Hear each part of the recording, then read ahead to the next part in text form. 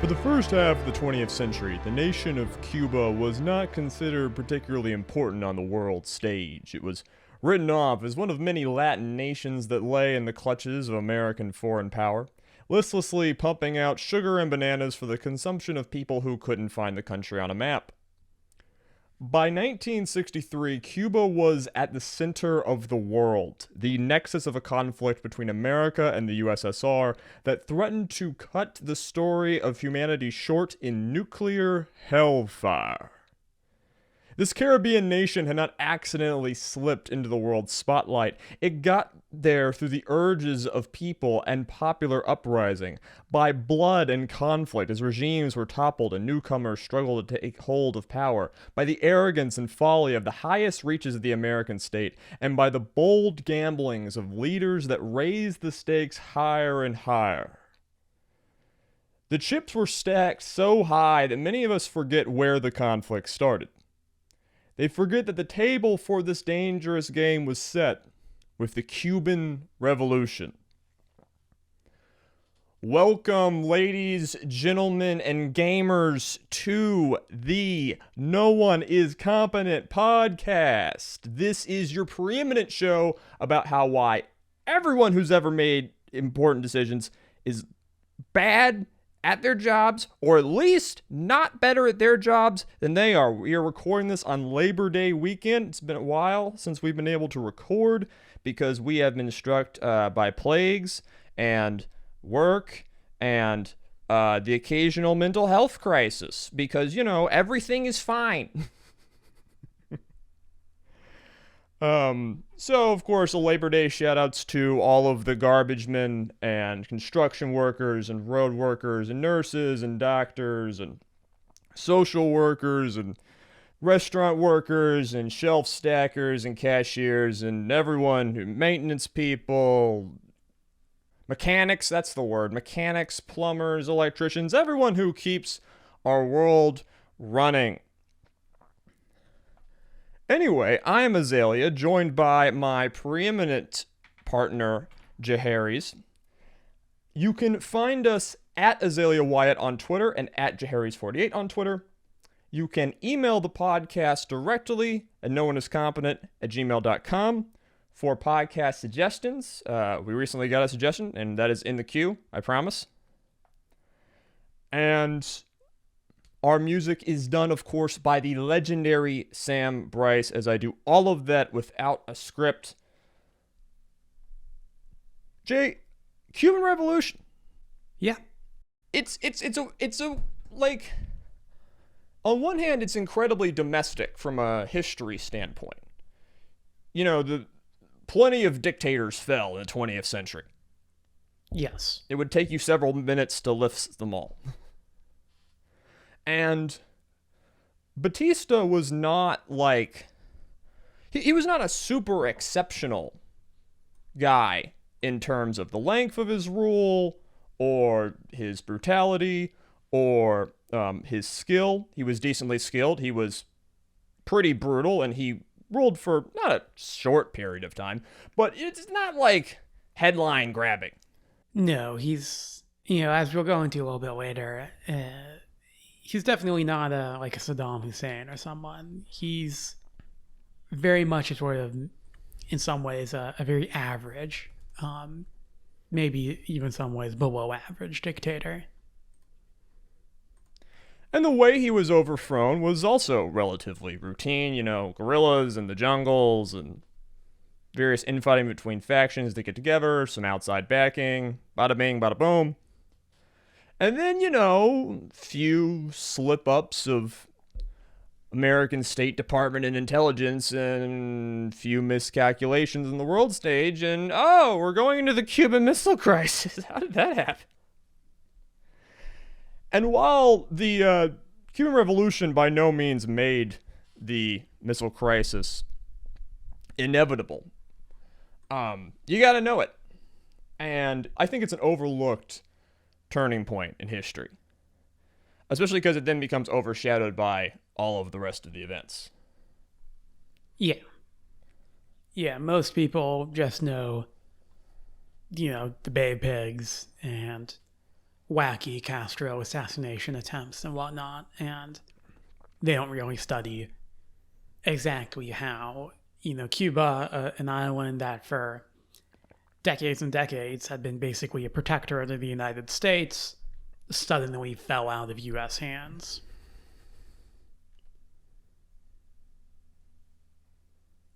But yeah, so as we've been talking about, today we're going to be covering the Cuban Revolution of 1953 to 1959. And our sources are Cuba and American History by Ada Ferrer and The Cuban Revolution, Origins, Course, and Legacy by Marifeli Perez Stable. So we've talked about a few revolutions before on No One is Competent, and just as we did with Haiti and France, we'll begin this one by looking at a bit of the trends and events that laid the groundwork for it. The early history of Cuba is in many ways not dissimilar to that of the nearby island of Hispaniola, that being the place that contains Haiti and the Dominican Republic. Cuba is the largest island in the Caribbean, and it's located just 93 miles south of the Florida Keys. The terrain of Cuba is characterized by a mixture of flatland and rolling hills, with the more rugged Sierra Maestra Mountains dominating the southeast tip of the island. Hispaniola, for reference, is just a little bit to the east, and Jamaica a bit to the south. Now, as was the case in both Hispaniola and much of the Caribbean, the principal inhabitants of Cuba prior to European contact were the Taino people. Columbus landed in Cuba during his first expedition to the Americas, and by the early 1500s, the Spanish were already beginning their transformation of the island. Early Spanish colonialism in Cuba led to the near-complete destruction of the indigenous culture, with the majority of the native population being completely wiped out by the 1550s. Now, as one could probably guess, the Spanish compensated for the lack of a native workforce by bringing in large quantities of African slaves. This is pretty much the standard pattern for colonialism at this time. Sugar, tobacco, and later coffee were the main crops grown on the island. That being said, during the early period of Spanish colonialism, the main value of the island lay in its strategic position, with the ports of Havana and Santiago serving as stopping points for fleets sailing to and from Mexico and Central America. As such, Cuba was not exploited to quite the same extent as Saint-Domingue was during the 18th century. Yeah, everything was sunshine and rainbows. By the start of the 19th century, however, things had begun to change on the island. Changes in Spanish economic policy and an influx of French immigrants following the demise of French control over Saint-Domingue, which you can, of course, hear about in our episodes on the Haitian Revolution, sparked a new boom in sugar production in Cuba, quickly transforming the island's agricultural sector into a nearly complete monoculture. This dependence on sugar would remain a reality of Cuban existence all the way into the late 20th century. I'll take an aside to mention that if you haven't listened to our Haitian Revolution episode, sugar plantations are some of the nastiest places in history that you can be that don't involve war, genocide, and plague. It is backbreaking work, and especially when you both plant and harvest the cane, people stay up for 4 days straight because if you take too long, the cane spoils. You have to gather it up. You have to press it in these giant grinding machines. You have to boil the sap that comes out. There's lots of people accidentally getting their arms ripped off in these machines. Boiling sap. If you've ever dealt with boiling or burning sugar, like if you've ever made praline, it gets on your skin and it's really hard to get off. Yeah. And all of this, whether it's being done by slaves or people who are technically free, is not going to be a fun time in history. And, agriculture's pretty hard. But of all the agriculture, sugar is particularly nasty. And, of course, if, one of the problems of monoculture that comes to mind is that shit burns really, really easily. Oh, yeah, for sure. Now, the first serious attempt at establishing an independent, or at least partially autonomous Cuban state began in the early 1800s as a result of both the spread of liberal ideology, the woke culture infecting our minds, following the American and French revolutions, and the political upheaval in Spain caused by Napoleon's invasion of the Iberian Peninsula, which you can hear about in the last episode we dropped. As Spain's American empire began to slip away from her during the early 1800s, it initially seemed as if Cuba would join the likes of Argentina, Colombia, and Peru in achieving its independence, with numerous plots and revolts taking place throughout the 1810s and 20s. However, by the end of the 1830s, the Spanish government had clamped down hard on the Cuban independence movement. Spanish rule was further strengthened by how the island served as a destination for loyalist immigrants from the newly independent South American countries. Spain remained committed to holding Cuba and its valuable sugar industry, suppressing the multiple uprisings throughout the 19th century.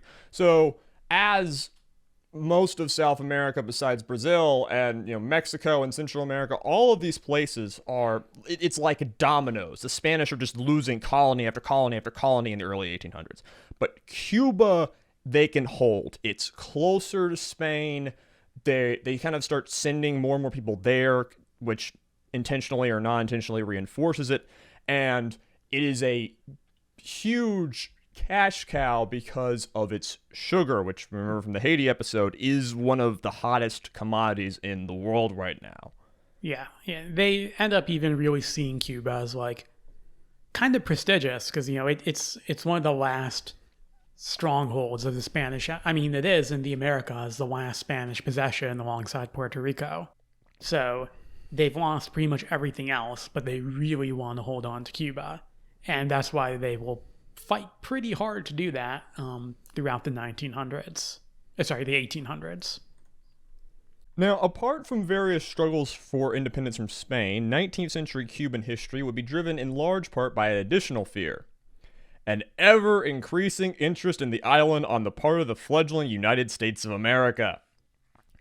In 1819, the Adams-Onis Treaty was signed between Spain and the United States. As a part of the Spanish territory of Florida was formally ceded to the United States, given its proximity to Florida, Cuba would be seen as the next logical acquisition for many Americans. This view was summarized by then Secretary of State John Quincy Adams in 1923.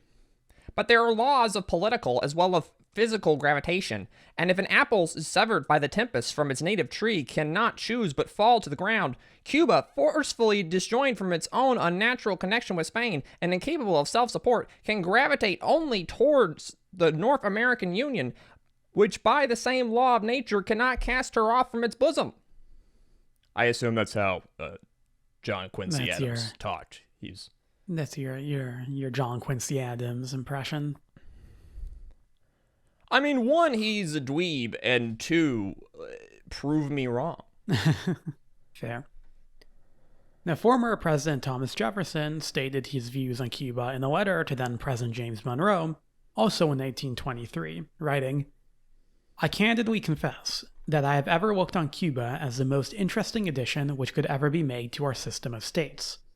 The control which, with Florida at point, this island would give us over the Gulf of Mexico, and the countries and isthmus bordering on it, as well as all those waters flow into it, would fill up the measure of our political well-being. Yet, as I am sensible that this can never be obtained, even with their own consent, but by war, and its independence, which is our second interest, and especially its independence of England, can be secured without it." Now, Jefferson's statement reflects a mindset that will become increasingly prevalent in American strategic thinking.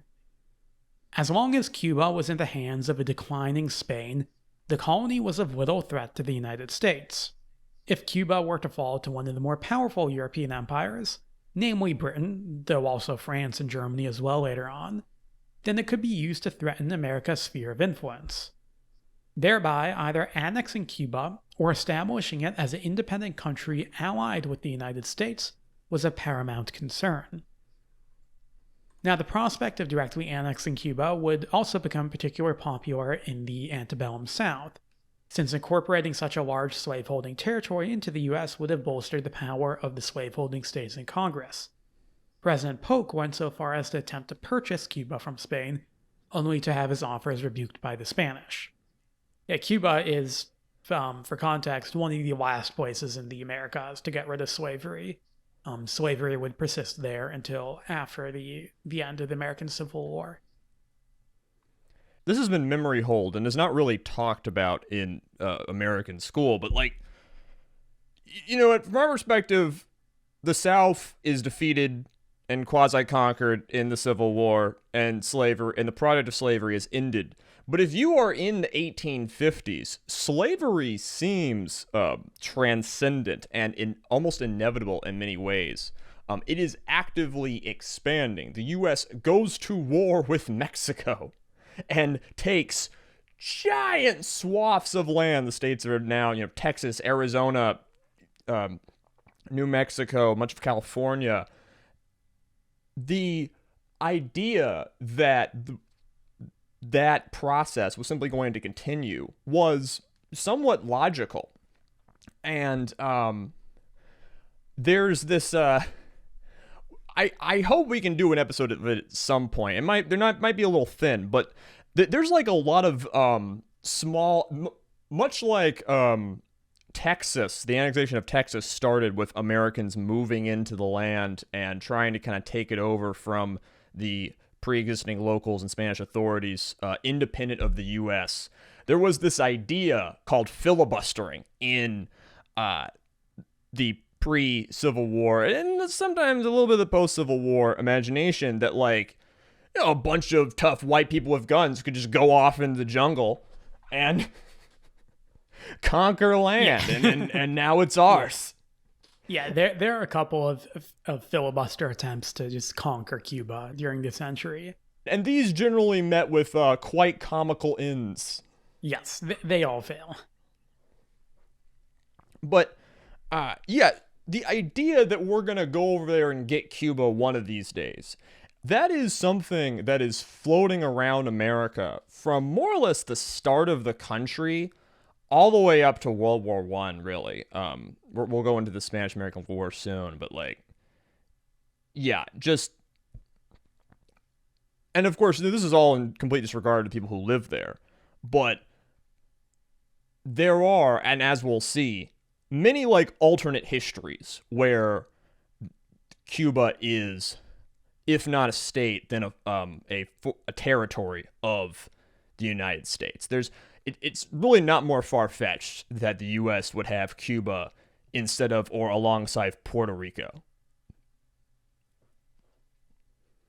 But just, you know, a few decisions were made at certain points just because it didn't break that way, which we're going to get into. So despite, again, all the best efforts of these people, Cuba remained firmly in Spanish hands until the 1890s. The Cuban economy, however, drifted ever closer to that of America's, as that country became the prime destination for Cuban exports, as it is, again, 93 miles away.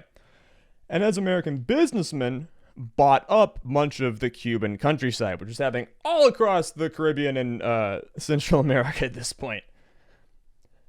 In 1895, the Cuban War of Independence, which was really just the latest in a series of independence struggles, began. The American public strongly sympathized with the Cuban rebels, providing them with arms and support, and in 1898, the U.S. joined the war against Spain, following the destruction of the USS Maine in Havana Harbor, which has really funny conspiracy theories about it, but I'm not going to go into that. The end result of this war was the acquisition of the Philippines and Puerto Rico by the U.S. and the creation of an independent Cuba. Just as a note, many people tie the beginnings of concentration camps as a technique to the Cuban War of Independence being used by the Spanish. There are examples of similar strategies being done before this, but this, along with the Boer War, is one of the times where on an international stage people would find out about this technique and where it would kind of very quickly become disseminated across the world as a thing you could do in a military conflict. Though, again, many people will say it happened before, but this was like, a lot of people will say it started here. I've seen some evidence start before, but I mean, the Cuban concentration camps were incredibly brutal, Yes. The said brutality was heavily emphasized by American journalism of the time. But kind of like how, Jay, you remember like as soon as the pullout of Afghanistan started 2 years ago, it was like, but what about women's rights? But what about all of the rare earth minerals that are there? And it's like, we're writing all these articles about all of these atrocities, but the underlying reason we were there in the first place, or we would be there, is for, conquest, colonialism, capitalism, extraction, all of that. But you gotta put a good spin on it. Yeah. And on as to your earlier point about like alternate histories, the reason why the U.S. one of the reasons why the U.S. just straight up gets Philippines, obviously that would later change, and Puerto Rico, but they don't annex Cuba, is because a Colorado senator, Teller, literally adds an amendment to the war resolution saying that the U.S. cannot annex Cuba. Yes, it was changed at the last minute, and there was like a massive outcry in both chambers of Congress and like across the country, because like a lot of people were like, why did we even do the war if we're not going to get Cuba? And we could do a whole thing on that, but it mostly comes down to like American politics of the 1890s and various fat cats who have bought off politicians positioning themselves. Yeah. I mean, I've heard some of it as being like Colorado in particular had a big sugar beet industry and they want to compete with Cuban sugarcane, and there's all sorts of stuff going on. Yes, but it was very close to acquisition. But War of Independence happens. The Spanish-American War happens. Cuba has finally won its independence on paper. In reality, the new Cuba was firmly within the American sphere of influence. In the immediate aftermath of the war, Cuba was occupied by American soldiers, including one 16-year-old Smedley Butler, a friend of the show. As a prerequisite for the withdrawal of American forces, the newly created Republic of Cuba was forced to sign onto a series of conditions that stripped Cuba of its sovereignty. These conditions, laid out in the Platt Amendment, gave the U.S. effective control over Cuban foreign policy and the right to intervene in Cuban domestic affairs for the sake of, quote, guarding American property. So just to backtrack, like 20 years before this, American investors start buying up tons of land in America. And then, there's a war of independence that goes on for like 2 years. And then America's like, okay, we're going to join.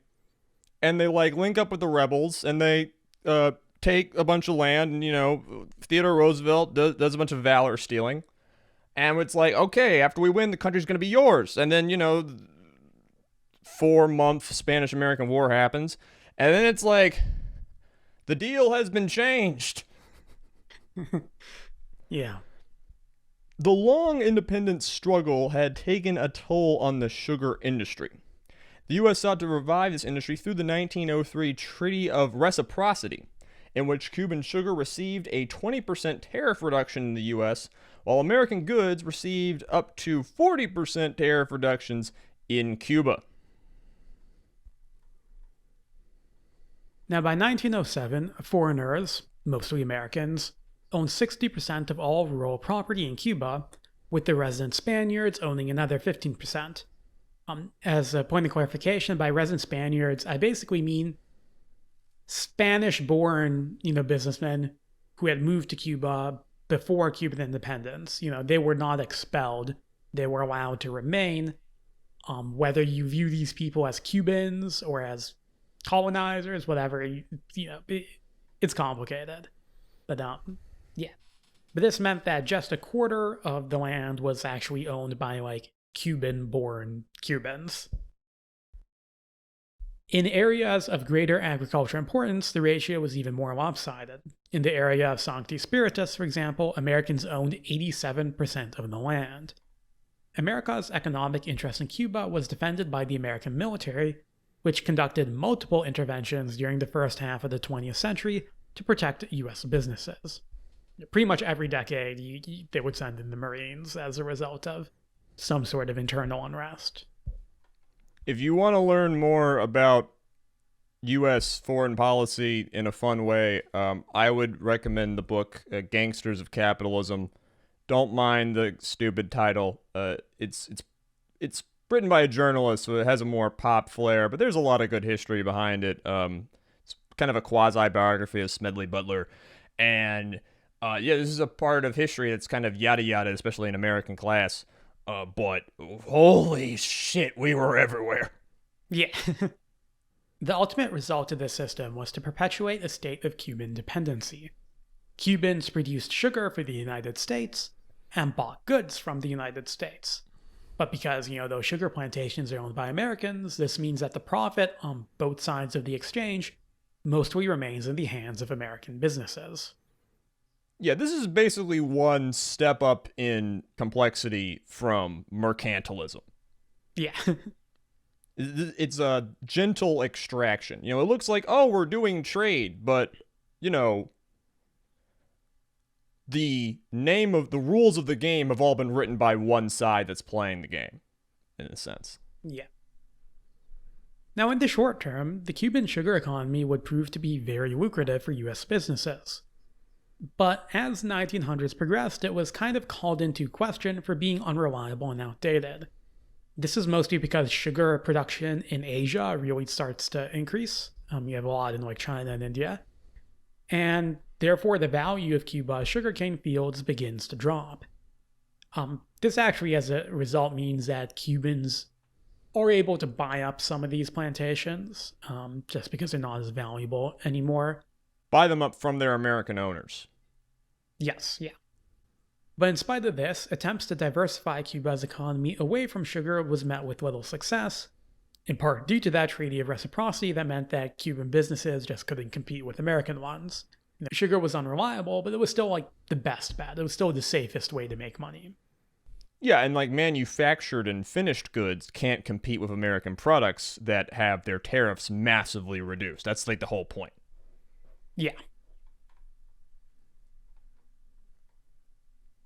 Now, World War I would actually prove to be a bit of a boom time for the Cuban economy, as the price of sugar was driven up again by the conflict. While the bulk of the earnings did not reach the hands of ordinary Cubans, a degree of this newfound wealth was reinvested into Cuban education, infrastructure, and economic diversification by Cuba's liberal presidents. Unfortunately for Cuba, a collapse in the price of sugar in the latter half of the 20s would undermine most of this progress. The economy would take another hit with the onset of the Great Depression, leading to significant unrest against Cuba's then-president, Gerardo Machado.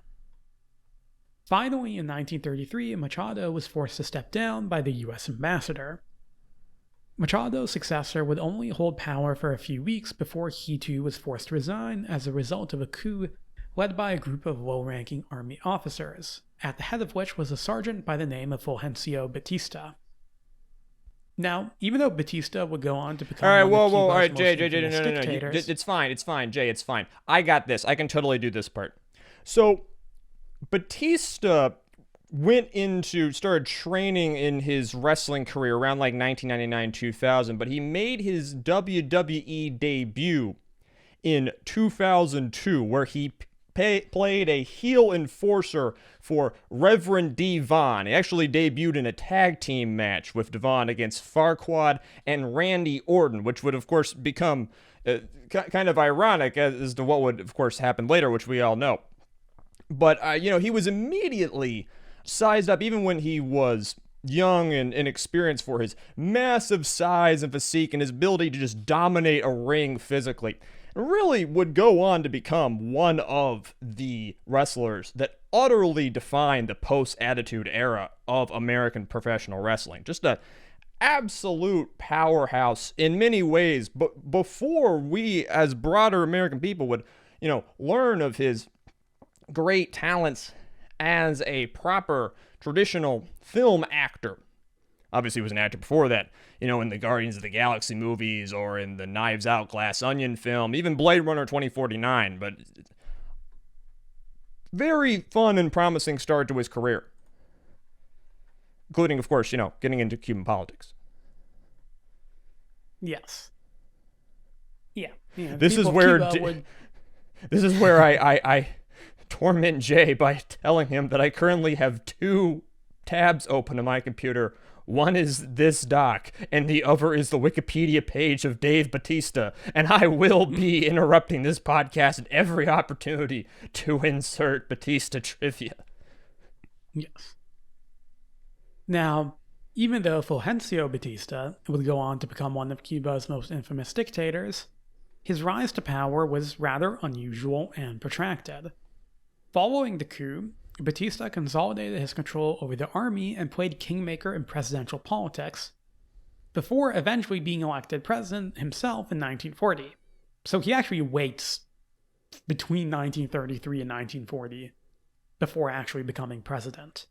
He sounds like a very level-headed guy, and this is a dude, he's too young to have served in the independence wars, right? Yes, correct. So this guy grows up in peacetime, and he's a military man, but he's a peacetime military man in a, I imagine, incredibly small, independent military.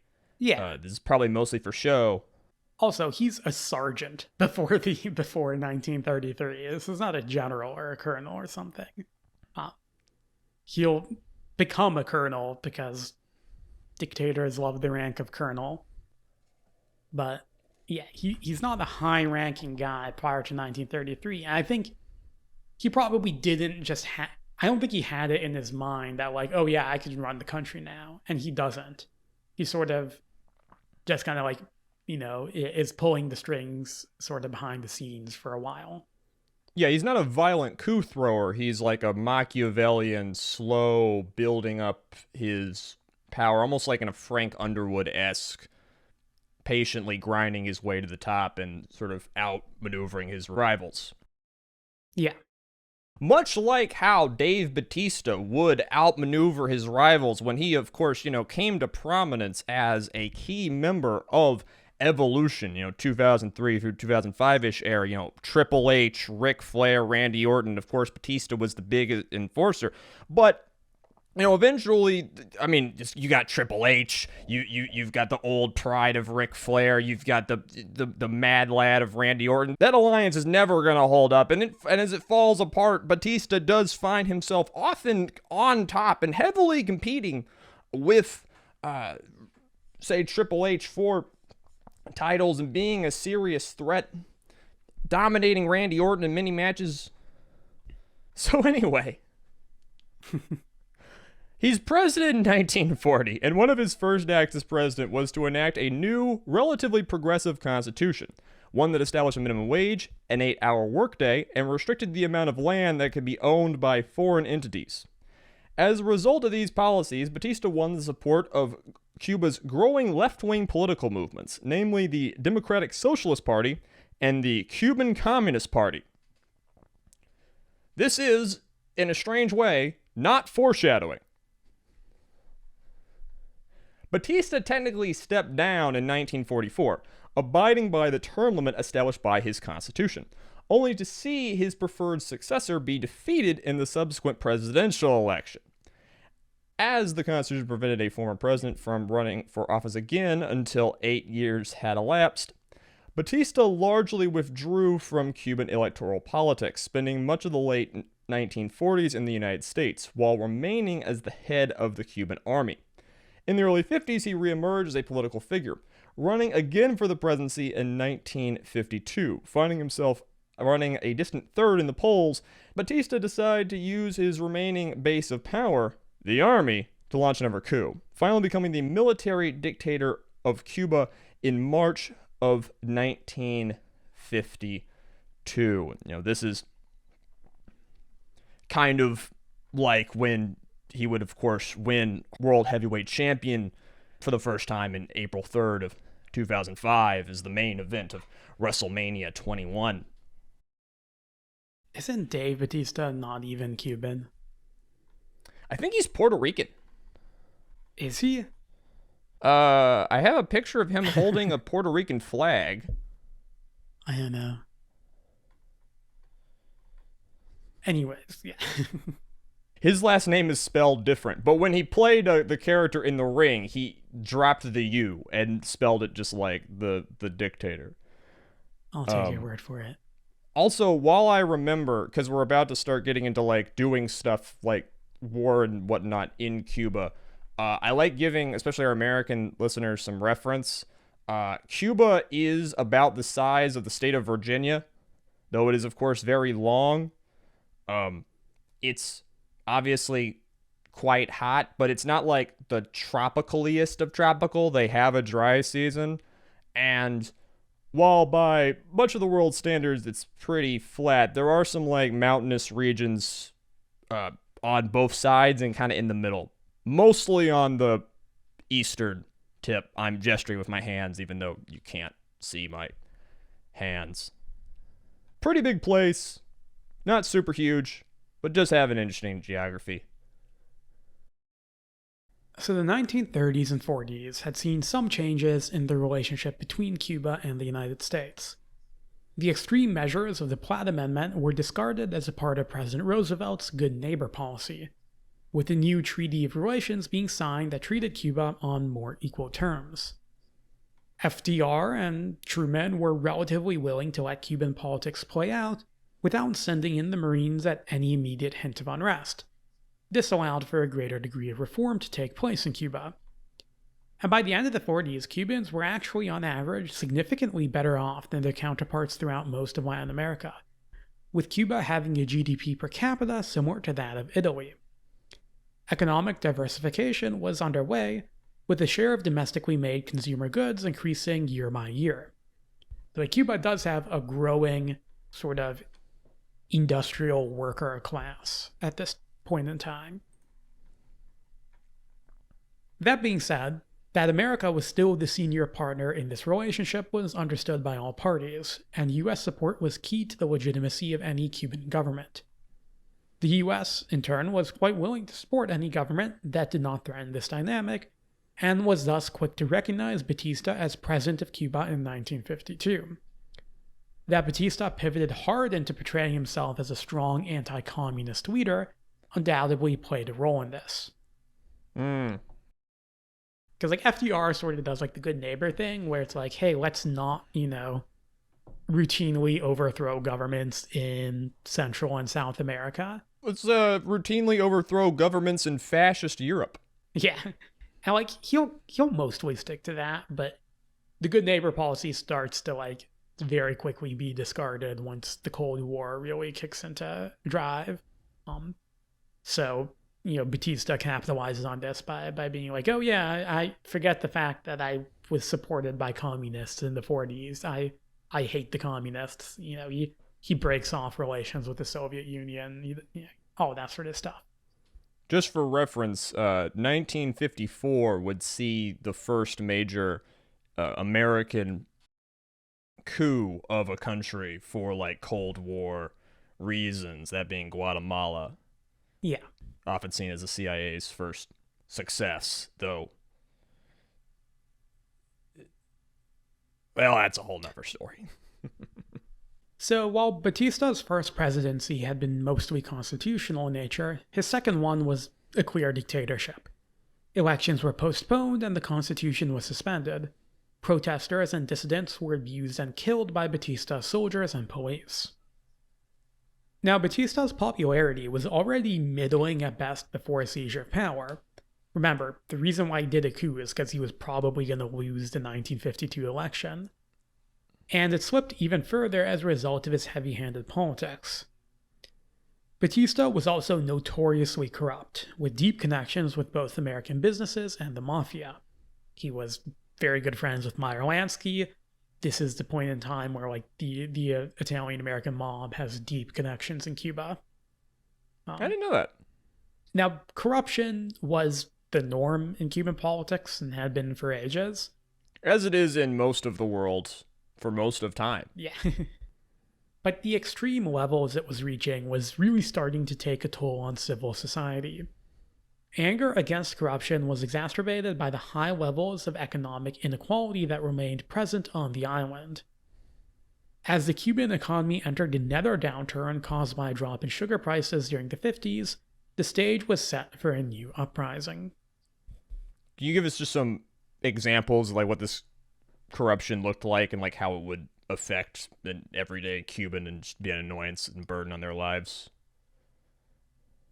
I mean, for the most part, you have kind of like the base level corruption, which is common in a lot of countries, where if you want anything to get done with the government, you have to pay bribes. If you want a permit, if you're setting up a new business, if you're trying to buy land or whatever, you pay a bribe.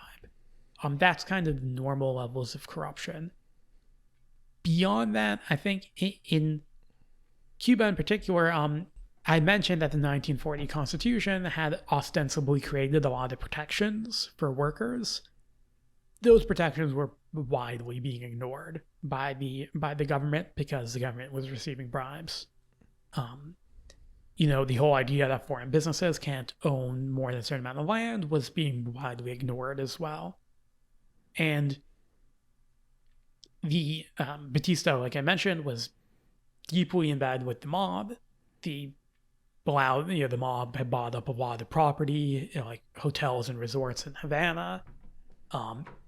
And as a result, the mob would also be involved in basically acting as enforcers for Batista. So a lot of this perpetuated the sugar industry by making it hard to diversify into other businesses. You had some tourism and whatnot going on, but mostly sugar and a bit of tobacco. And it just made Batista very unpopular. Because at least in the 40s, where you had corruption, Cuba was actually having a brief period of like actual genuine democracy. Like presidents were being elected in and out of office during the 1940s. Now when you had that corruption and there was nothing you could do about it, because if you tried doing something, either criminals or the police or the soldiers would shoot you, that ticked a lot of people off. It just reminds me of how, Batista and Triple H and their various allies and cronies would manipulate matches, intimidate people out of running for the championship, and rig various things. Of course, as Batista would battle for various heavyweight championships, ECW World Championship several times over the course of 2005, 2008. So this is a good opportunity in a obscene change of subject to mention that I actually have a family connection to this story, somewhat tangentially. My father's father, my grandfather, Jim, was in the Navy right after World War II. He kind of got lucky age-wise. And he was trained in photography. He would later go on to become a photographer in LA in the 60s and 70s and probably have a lot of affairs with various models that I don't for sure know what happened, but given other things he did, I reasonably can assume it happened. I don't want to tell. I mean, I could tell stories with my grandfather. Have I ever told you the Tijuana story, Jay? I don't think so. I won't tell the whole thing because it's funnier that way, but I'll put it like this. 2 men get in 2 separate cars. 2 women get in cars, one with each man. 3 kids get in 1 car, 2 kids get in another car. Both families drive from LA to Tijuana. Everybody gets out of the cars, they go into a church. 4 hours later, they go out of the church. The women get into the same cars as they came in. The children got into the same cars as they came in, and the men get into the opposite cars that they came in, and they drive back. Yeah. So my dad is telling my mom the story of of him casually witnessing a wife swap at the age of 3, and my mom, who comes from a much more conservative background, is just slack-jawed in the restaurant, not knowing what questions to ask. And what's hilarious is that I always thought that this was Rose and John's idea, because Rose and John would go on to be a couple for 50 years, 40 years, and John would die with them married.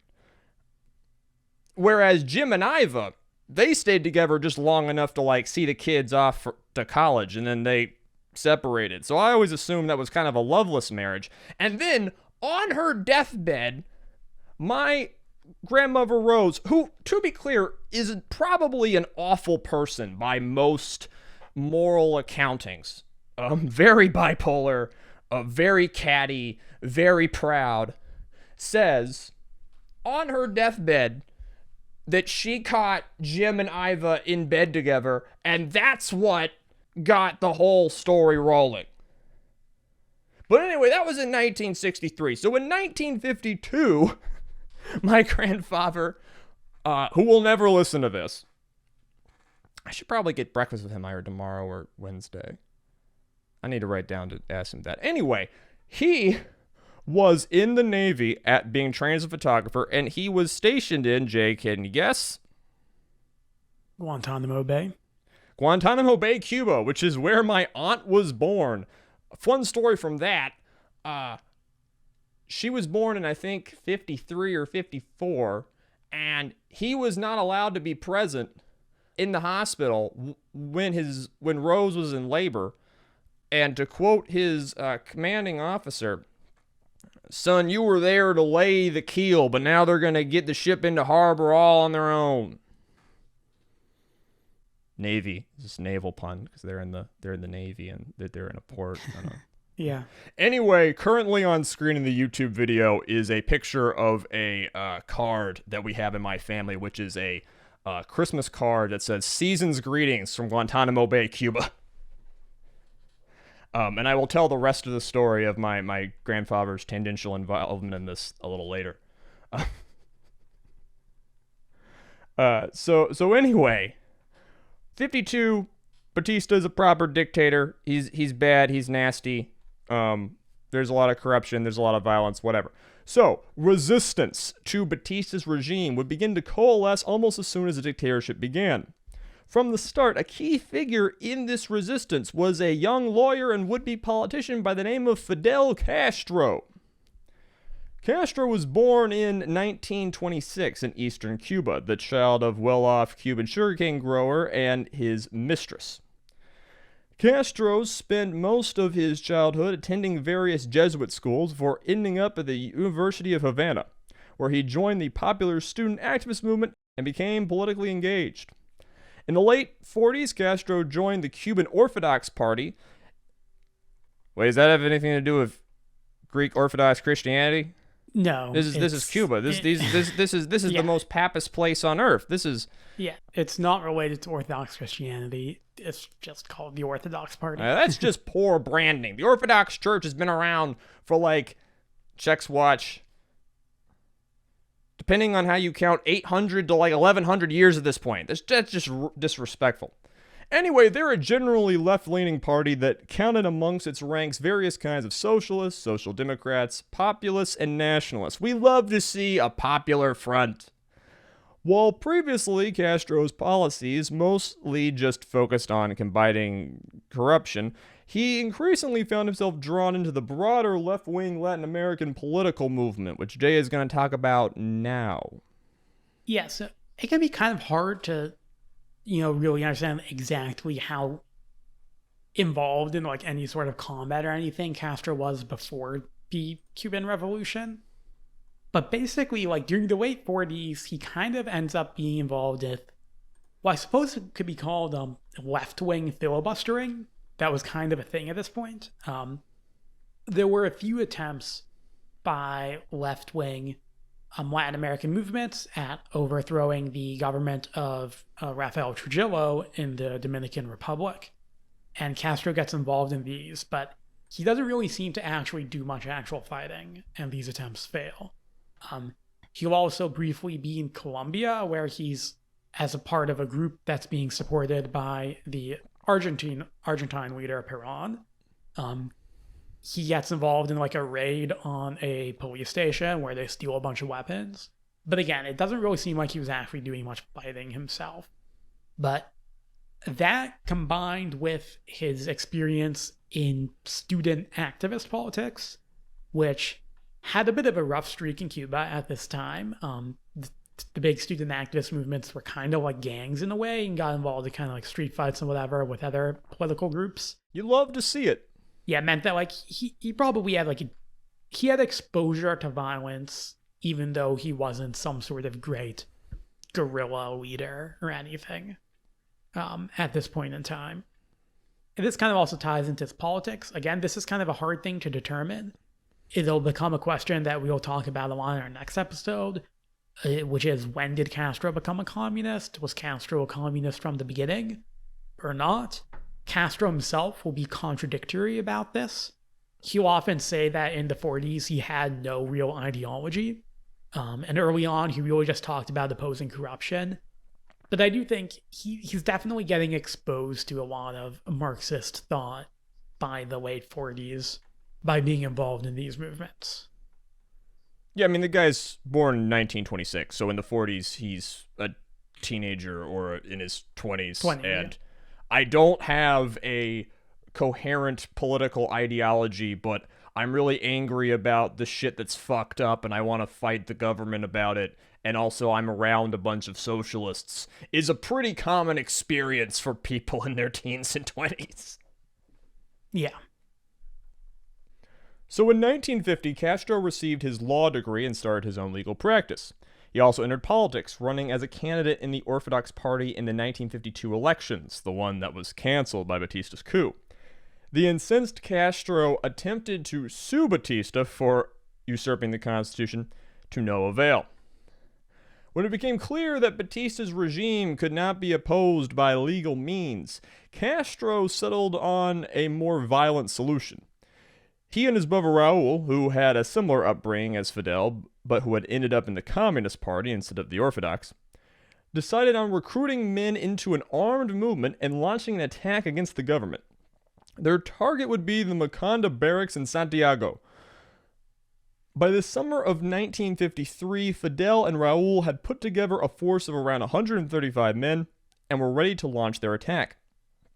The plan was for a force led by Fidel to enter the barracks disguised in surplus military uniforms, seize the weapons in its armory, and use the communication facilities to broadcast anti-Batista messages. Oh, you gotta love the "we have to seize the airwaves" era of revolutions.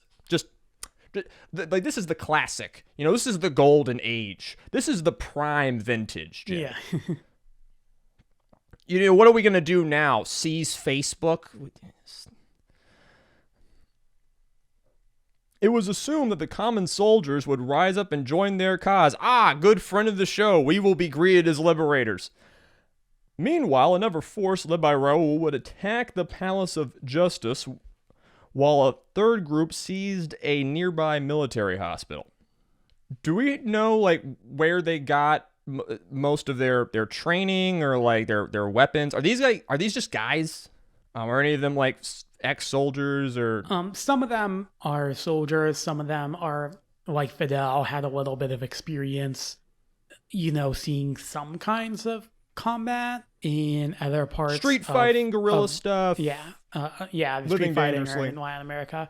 Most of them are just young Orthodox or Communist Party members who don't have any military experience and not really much training. This is not, a well-honed fighting force. And I assume they have a few cobbled together secondhand or less than optimal firearms, and their plan is to get guns from that barracks. Yeah, so that's why they want to seize the armory. So the attack on Macondo barracks began on July 26 of 1953. 4 of Fidel's men were able to enter the barracks before being identified as outsiders. The soldiers opened fire, and Fidel's militia quickly fell apart. The forces attacking the Palace of Justice and the military hospital did little better. By the end of the day, nearly all the would-be rebels had been killed or captured. Fidel himself would manage to flee into the countryside, only to be captured a few days later. So yeah, by any standard, the attack on the Moncada barracks had been a complete and total fiasco. This is a real feather in the hat of Batista. Yeah. Much like, when Batista won the World Heavyweight Championship at Survivor Series in 2006. High moment. But anyways, rather than spark an uprising against Batista, the event had only served to get Fidel and Raul captured and put on trial. Fidel, however, would make good use of this trial, defending himself in court, remember he was a lawyer, and delivering a series of impassioned speeches. So this is actually a pretty well-known part of his life. He'll give a famous speech called the "History Will Absolve Me" speech, because this is kind of like a Luke, I am your father thing, where everybody remembers the quote where he's supposed to have said, "History will absolve me." He actually never said that. He said something more like "history will tell all" or whatever. But the general point is he makes these really impassioned speeches, and these get recorded and actually like leaked to the press and printed in pamphlets and everything. And because Cuba is coming off of a period of relative democracy in the 40s, Batista, while he's a dictator, does not control like 100% of everything. This is not North Korea. And a lot of the Cuban population is like, yeah, this guy's right. Like, his grievances are right, and the government's being too harsh, and like these guys should not be punished all that much. He will also cite the Cuban independence figure Jose Marti a lot in this speech, because Marti is a big inspiration for Castro. And this is also kind of goes into the idea that like Castro's not clearly a communist at this point as so much as he is kind of like a left-wing Cuban nationalist. Now, is this also when he gets some international acclaim and knowledge, maybe sympathy from a degree, various yes. folks? Yeah, definitely a degree of it. Not necessarily a ton, though. Because, I mean, let's be honest, most people don't pay much attention to Cuba today. It was not that different back then. Even in, like, the Soviet Union, for example, was not really actively, like, closely following what was going on in Cuba, and did not really have Fidel on their radar that much at this point in time. So this speech gets published as a part of a manifesto for the movement, which also calls for agrarian reform, profit sharing, and reinstatement of the 1940 Constitution. Now, this movement would become officially known as the 26th of July movement, or M26-7. 26th of July is when they attacked the barracks. So Castro's speeches did not save him from prison. He was sentenced to 15 years, while Raul and the other top leaders were given 13. Though actually a lot of like the lesser participants got very light sentences, probably as a result of the public support for them. Wait. There are people who did January 6th who got more time than this. Yeah. If you're wondering how much of a prison state America is. That being said, fuck those guys. Castro's failure did not mean an end to the anti-Batista movement. The subsequent years would see increased protests, unrest, and other armed plots against the government, much how Batista's later WWE career would be marred by various injuries and being overshadowed by John Cena, who we would all eventually learn is a much worse actor. Though I did enjoy him in Peacemaker. Many of the individuals behind these actions viewed Fidel and the M26-7 movement as heroes. Still, the Batista regime was proving capable of dealing with the unrest. In an attempt to pacify the country, Batista decided to show clemency to his opponents, releasing a wide range of political prisoners, including Fidel and Raul, in 1955. The Castro brothers quickly used their newfound freedom to leave Cuba for the relative safety of Mexico. Fidel would use his time in Mexico to rebuild the M26-7 movement, recruiting and training other anti-Batista exiles and preparing for a new campaign against the government. It is also here where he would meet an Argentine Marxist revolutionary and guy on shirts by the name of Che Guevara. And as to your earlier question about training and everything, Che Guevara has revolutionary experience by this point in time. Not a ton, but he does have some. He'll be involved in a lot of this training. They'll also have, I'm forgetting his name, but like there's a Spanish Republican fighter from the Spanish Civil War who's a part of this and will help train them. Hell yeah. So like now they're starting to get actual like military training. Now, Castro would return to Cuba in November of 1956, landing on the southern coast of the country with a group of around 80 men, including Che and Raul. this force was almost immediately set upon by the army, with the majority of it being wiped out. Fidel and his closest associates, however, managed to escape into the Sierra Maestro Mountains, where they would continue their fight against Batista. I mentioned mountains before. It was good. It was set up. Now, on January the 17th of 1957, Castro's men would win their first military victory. The scale of this victory was basically as small as possible. The M-26-7 militia overran a garrison of around 15 soldiers in total, killing 2 and forcing the rest to flee. But this was the start of a guerrilla war in the Sierra Maestra. And remember, folks, Cuba's got more industry now, but it's probably still a very agrarian country, so the mountain roads and infrastructure are not going to be great, and tracking down these guerrillas is not going to be super, super fun for those in charge. Following the debacle of Castro's landing, rumors, widely encouraged by Batista, had been spread that Castro himself had been killed by the army. Fidel, who was actually factually alive, sought to dispel these rumors in a dramatic way. His supporters combed Havana in an attempt to find a foreign journalist who would be willing to come to the Sierra Maestra. In February, they found their man, Herbert Matthews, of the New York Times. Matthews agreed to travel to the Sierra Maestra, where he subsequently interviewed Fidel Castro in person.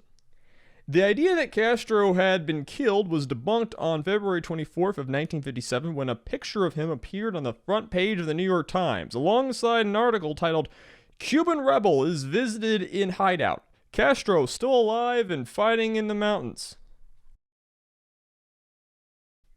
So Matthews would continue to cover Castro's fight, writing multiple articles that cast him as a brave rebel fighting against the corrupt dictator Batista. Coverage such as this caused public opinion in the US and around the world to begin to swing in favor of the rebels. The US government, however, continued to support Batista, selling him arms all the way until 1958, when an embargo aimed at preventing American arms from reaching either side of the conflict was put in place. Yes, we're stopping either side from getting weapons. So that way, neither the side that we never gave weapons and the side that we gave tons of weapons to in the past, they can't get any more weapons, and then it'll be fair. Yes. Now, for much of 1957, the fighting remained relatively small in scale. We're talking like skirmishes with, dozens of maybe hundreds of soldiers, attacking little outposts, doing ambushes and whatever. This is not World War II or something. This is kind of very low-scale guerrilla combat. Castro's forces never numbered more than a few hundred men, including such disparate characters as the aforementioned Che Guevara, as well as the CIA gunrunner and future Watergate burglar Frank Sturgis. Oh, Lord. Yeah. This will also tie into a brief window of maybe a few months where the CIA temporarily backed Castro and was supporting M-26-7 with getting weapons and everything. Fidel Castro is like the guy that deranged leftists who don't know their history think Osama bin Laden actually is. Yeah. Like, he's the actual, got some CIA support and then did a bunch of stuff. Yeah. So my grandfather claims, here's a claim that's probably true. His job was, he flew in a PBY Catalina plane, and his job was to take pictures. And he claimed that he and his team basically mapped the entire island. He also claims, this is the part that I don't know, that those maps got into the hands of Castro and were used by rebels to help overthrow the government. Whether or not you choose to believe him is kind of your own discretion. But the question remains, I thought the U.S. is officially and unofficially supporting Batista. Why is a CIA guy there and whatnot? This is the point in history where the CIA is under the least amount of scrutiny. Yes, and Sturgis is not a direct CIA employee as so much as he has friends in the CIA. he's basically a gun runner. He had contact with shell companies that had connections with the CIA, and these shell companies were basically being used to funnel arms to various movements in Latin America. And this is how some of this ends up being directed towards Castro. So it's like very much under the table sort of operation. This is not, the president being like, I'm going to give 1,000 rifles to Fidel Castro or something. But it was most likely done with the intent of some of these guys in the CIA are definitely thinking, oh, well, Castro might win. And if he does so, we want influence with him. And again, this is a time where the CIA has basically no federal oversight. Yeah. Now, around this time, you also have other rebellions breaking out against the government in other parts of the country. You have the Central Escambray Highlands, where will have their own little uprising. And you also have a lot of popular resistance in the cities. This will kind of get downplayed in a lot of the popular memory of this revolution. Everybody just remembers Castro in the mountains with peasant guerrillas. But they're all wearing Che Guevara t-shirts, who is I'll only join the team if you put me on t-shirts. Yeah. But you have a lot of active resistance in the cities by workers and civilians and whatnot. That being said, Batista is now going to primarily focus on the Sierra Maestre because he views Castro as basically the source of all of his problems. So this means that in January of 1958, Batista will finally respond in force by launching the bulk of the Cuban army, which is around 12,000 men, against Castro's forces in a plan known as Operation Verano. Now, the Cuban army outnumbered Castro's men. Castro had maybe 600, 700 or so. But about half of the Cuban army is raw recruits who will prove to basically just avoid any form of combat as much as possible. And the remaining half was not much better in terms of discipline and morale. And you gotta remember, they're sending these guys into the mountains. I imagine a lot of squads and platoons are just gonna fuck off for a while. Yeah. And just say they did something. You see in a lot of these corruption-run states that numbers for the army are often nominal at best, because you have fictional soldiers on the payroll, and even the ones who are there don't care. Their shoes got sold yeah. to fund some guy buying a Miami hotel. That being said, after a series of skirmishes, the army was actually able to kind of outmaneuver and surround Castro's men in what's called the Battle of Las Mercedes. Castro managed to avoid defeat by opening negotiations with the army commander, General Cantillo. Now, because of how fierce the resistance had been, the army thought that Castro had thousands of soldiers. So Cantillo was okay, yeah, let's talk and negotiate a settlement.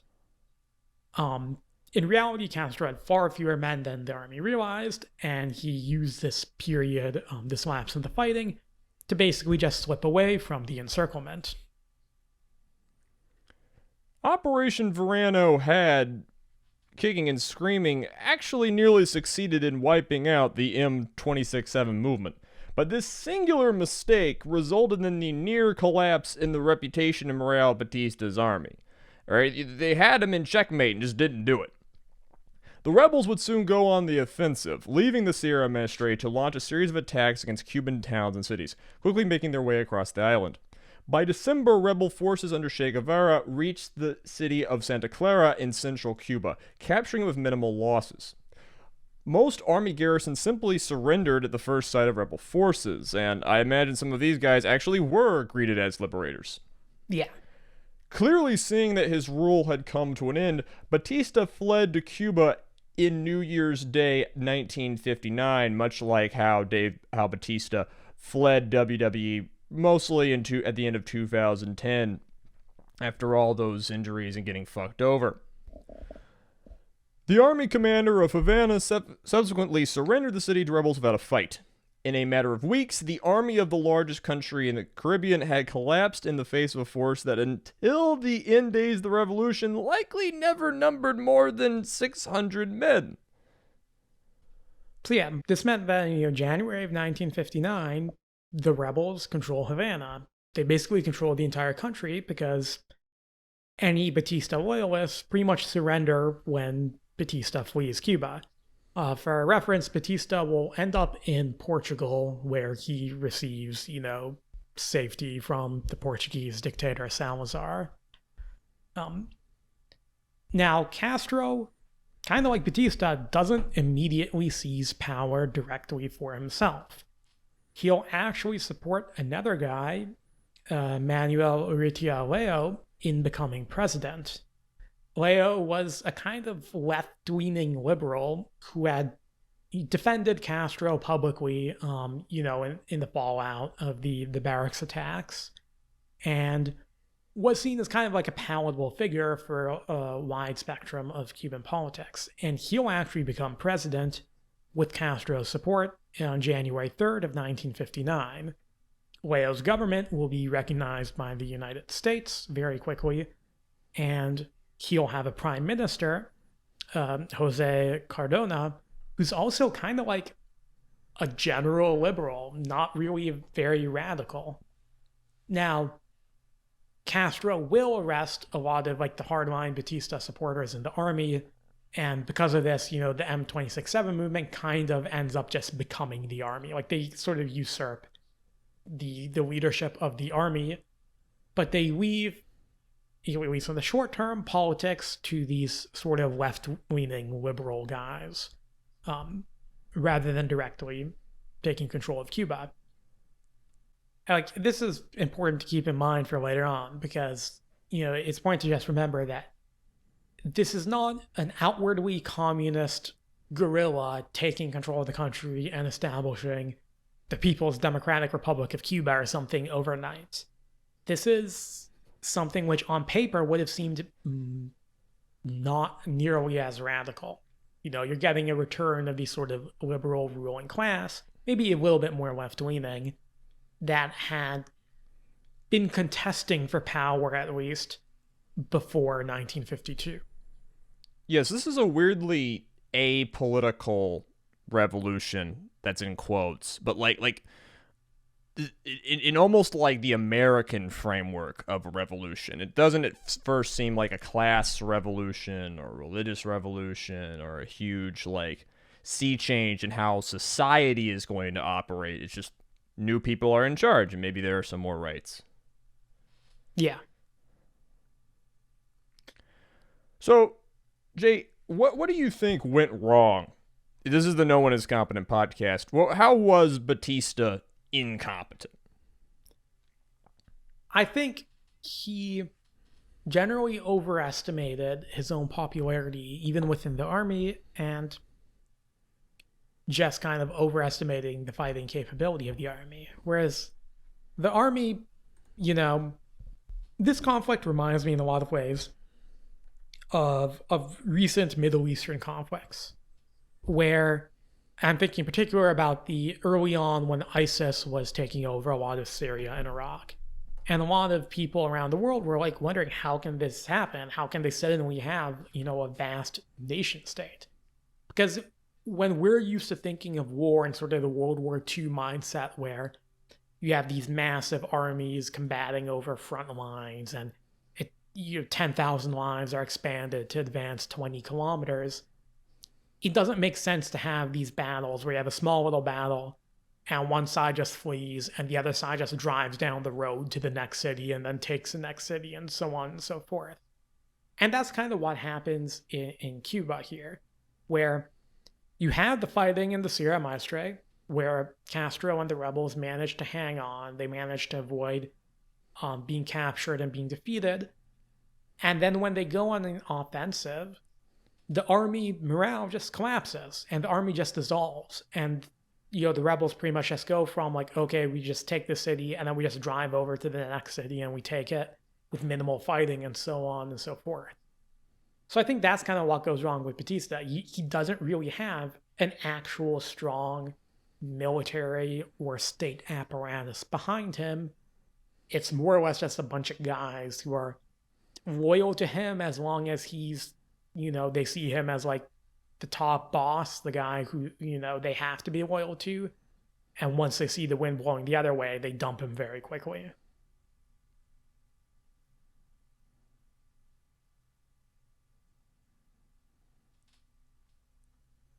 The other thing that goes wrong, of course, is that he doesn't kill Castro when Castro's in prison. Yeah, that's pretty. If you want to be a dictator, I guess kill your political prisoners. I mean, this I think also goes into a bit of why the Batista regime is weak, and I don't want to downplay the very bad things that Batista did, because his government will commit massacres against political dissidents. They will kill probably thousands of people. He's a very bad person. But taken in the broad context, we can see that he never had he's not a Saddam Hussein or a Kim Jong-un or somebody. This is a guy who comes into power after a period of relative democracy in the 40s, and Cuba has a sort of nascent civil society, and he doesn't immediately control all of it. And he sort of has to be careful not to go too far. And he obviously fails at doing this, but this is why he'll do things like give relatively lenient sentences to the barracks attack perpetrators and eventually release them from prison. Whereas, if this was Saddam, he would have just killed them all. He's not a hard enough guy who did not come from a hard enough background. This is a soldier who never fought a war. Yeah, it's like, if you want to be a dictator, you kind of have to be a bit brutal. You got to be a dick. Yeah, like Batista is brutal, but kind of, in a way, it's like brutal enough that he pisses off a lot of people, but not brutal enough to actually hold on to power. Yeah, so in short, do more criminal justice crimes. Don't trust that your raw recruits with misappropriated uniforms are going to go into the jungle and kill guys, and, actually give the people some reason to like you. If you're thinking that this has been a lame episode, one, you're wrong. I injected a shit ton of obnoxious jokes into this thing, and I'm sure Jay's very annoyed by it. He's had enough to hear. And you're like, oh, this is still like, this isn't the most exciting story. There's like 600 dudes in Castro's whole movement. Like, a lot of the conflict was relatively bloodless from a militaristic standpoint. What's the drama? Well, that is because we are setting up big episode 50 of the No One Is Competent podcast. We'll tell you then why what we selected this topic for our 50th show, but we have a very big special episode planned, one that we wanted to spend a lot of time doing, and one we wanted to have a lot of context for, so we did all the context for in order to unleash upon you. Jay, hit it. The Bay of Pigs. The Bay of Pigs. All right. Once again, I have been Azalea, at Azalea Wyatt on Twitter. That has been Jay, at Jaharis48. You can email the podcast at nooneiscompetent@gmail.com. We greatly appreciate you showing the podcast to our people, sharing on social media, leaving us reviews and subscriptions on the YouTubes, the Apples, the whatever, the Spotify. I do interact with the thing. It really helps out the show and motivates us to make more of it. And wherever you are, I hope y'all be good and that we see you in the next one.